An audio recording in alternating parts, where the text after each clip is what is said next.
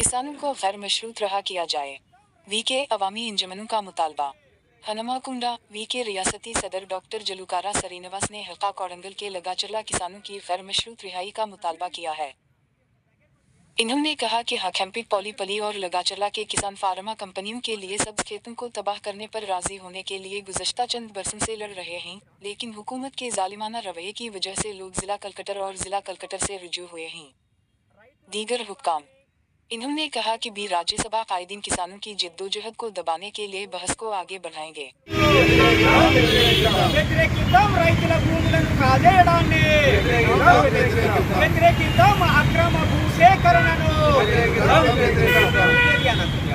Video తీస్తా మస్తు దగ్గరకు ఉన్నది మాట్లాడండి.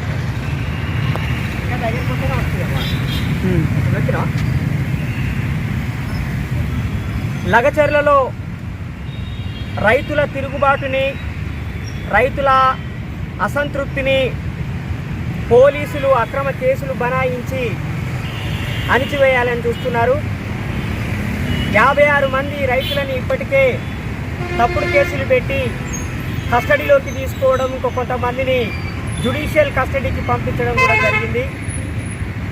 కాంగ్రెస్ ప్రభుత్వము రైతుల మీద ప్రయోగిస్తున్న ఈ దమన నీతిని, దమనకాండని మేము తీవ్రంగా వ్యతిరేకిస్తున్నాం. గత 6 నెలలుగా లగచర్ల, హకీంపేట, అదేవిధంగా పోలేపల్లి గ్రామస్తులు 3 గ్రామాలకు సంబంధించినటువంటి రైతాంగం అంతా ఫార్మా కంపెనీలకు మేము మా భూముల్ని ఇవ్వము, తరతరాలుగా మేము ఈ భూముల మీదనే బతుకుతున్నాము, మా భూములు ఎట్టి పరిస్థితులలో ఇవ్వము అని స్పష్టం చేస్తున్నారు. మా ప్రాణాలైనా ఇస్తాం కానీ భూములు ఇవ్వము అని వాళ్ళు చాలా స్పష్టంగా చెప్తున్నారు. వాళ్ళ అభిప్రాయాలకు విరుద్ధంగా గత 6 నెలలుగా అనేక సార్లు రెవెన్యూ అధికారులు ఎలాంటి నోటీసులు ఇవ్వకుండా సర్వేలకు వచ్చిన సందర్భాలు ఉన్నాయని సాక్షాత్తు రైతులే జూలై నెలలో 26వ తారీఖు నాడు ఆర్డీఓకి ఒక వినతి పత్రాన్ని కూడా ఇవ్వడం జరిగింది. రైతుల అనుమతి లేకుండా వాళ్ళ భూముల్లో సర్వే చేయకూడదు అని చెప్పి వాళ్ళు స్పష్టంగా పేర్కొనడం జరిగింది. అయినా కూడా ఫార్మా కంపెనీలకి భూములు కట్టబెట్టాలనే ఉద్దేశంతో ప్రభుత్వము రెవెన్యూ అధికారులను అక్కడికి పంపిస్తూనే ఉన్నది. ఈ క్రమంలో రెవెన్యూ అధికారులు, కలెక్టరు, ఇంకా మిగతా సిబ్బంది అభిప్రాయ సేకరణ కోసం వచ్చినప్పుడు రైతులు ఆగ్రహంతో వాళ్ళ మీద కొంత తోపులాటకి దిగడం జరిగింది, కొంత దాడి చేయడం అనేది కూడా జరిగింది. దాన్ని కేవలము రైతుల ధర్మాగ్రంగా చూడాలి తప్ప ఒక క్రిమినల్ ఇంటెన్షన్ అందులో ఉన్నది అనే ఒక కోణం నుంచి ఈ ప్రభుత్వం చూస్తున్నది. ఇది సరైనది కాదు అని మేము తెలియజేస్తూ ఉన్నాం. అసలు ఎందుకు ఇన్ని ఫార్మా కంపెనీలు?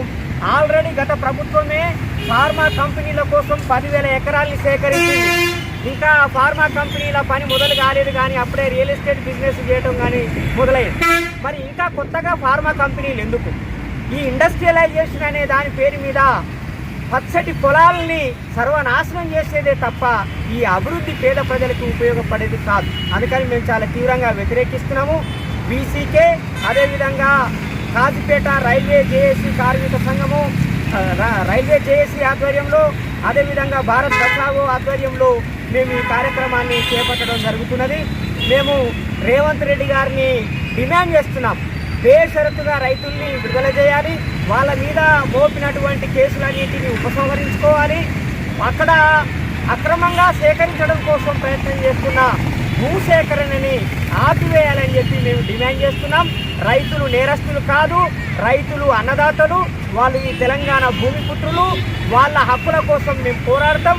ఈ మొత్తం తెలంగాణ సమాజము ఆ లగచర్ల రైతులకి, హకీంపేట రైతులకి, పోలేపల్లి రైతులకి మద్దతుగా ఉన్నారు, సంఘీభావంగా ఉన్నారు అనే విషయాన్ని స్పష్టం చేస్తూ ఉన్నాం. కట్ చేసి మళ్ళా